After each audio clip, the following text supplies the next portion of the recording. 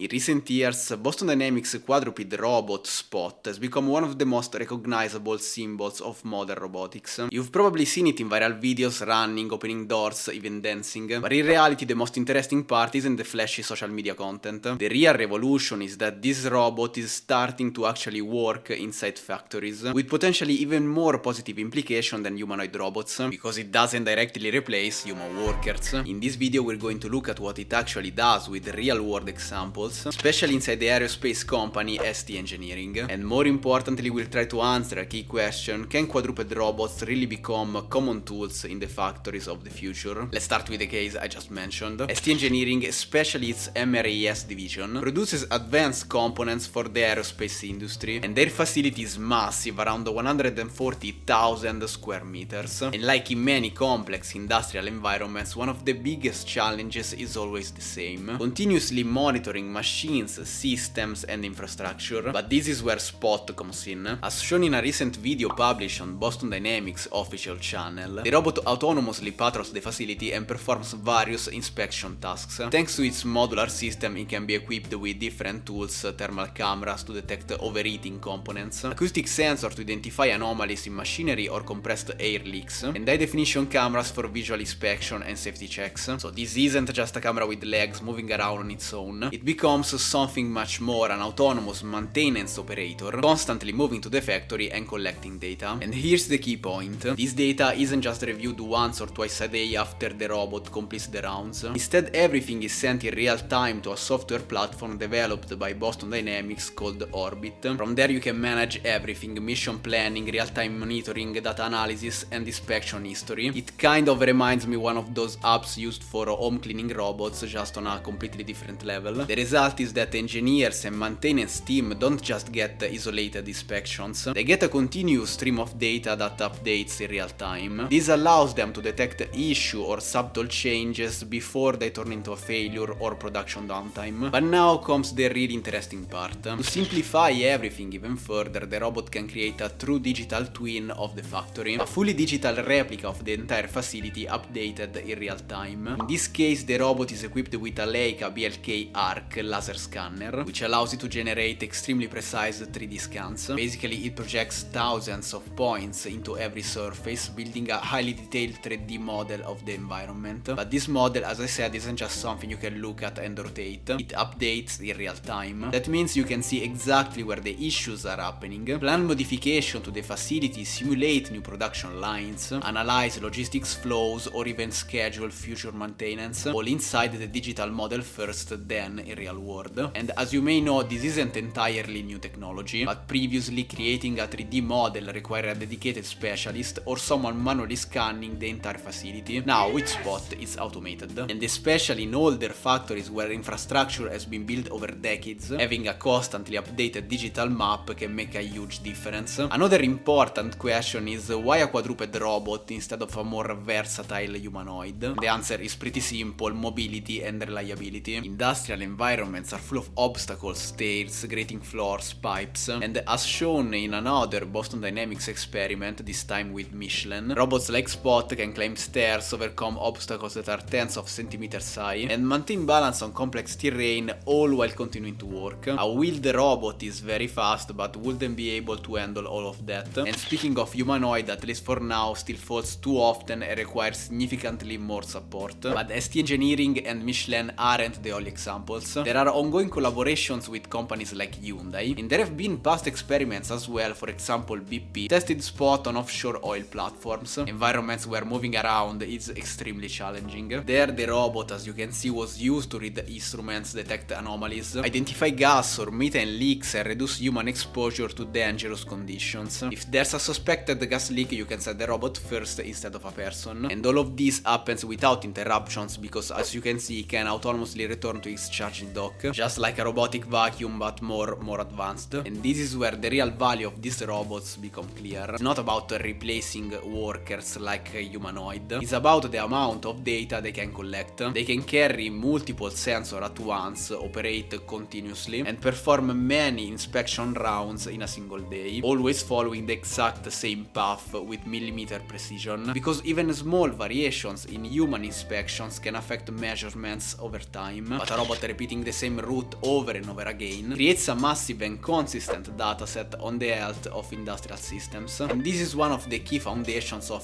what's called predictive maintenance. Now, before moving on, let me ask you something. How many spot robots do you think are currently in use? Before I tell you, if you want to help me with the YouTube algorithm, comment RoboDog below, and if this video does really well, maybe I'll buy one myself. But for now, let's continue. According to Boston Dynamics, around 1000 spot robots have been deployed across more than 35 countries. They're mainly used in sectors like energy, oil and gas, construction, public safety and research. In some cases, they've even been used in extreme and hazardous environments, like contaminated areas or complex industrial sites. For example, Spot has been deployed in Chernobyl. So the final question is, will quadruped robots, not just Spot, actually become widespread in the factories of the future? The short answer, according to many analysts, is yes. Considering everything they can already do, and keep in mind we've only covered a few examples, they've already been involved in many other collaborations, so the conclusion seems clear, but maybe not for the reasons many people expect. At least for now, these robots won't replace human workers. That's a huge advantage in terms of public acceptance. It makes it easier for this technology to spread. On the other hand, they can reduce risks for workers, collect data in dangerous environments, improve monitoring, and speed up maintenance and safety processes. And as sensor and software continue to improve, their value will all increase. Oh, and just to be clear, throughout this video I wasn't only referring to Boston Dynamics Spot, it's just one example. There are already many alternatives like the Lynx M20 by Deep Robotics or the Uni3 S2, which is currently one of the most agile, and many more are coming.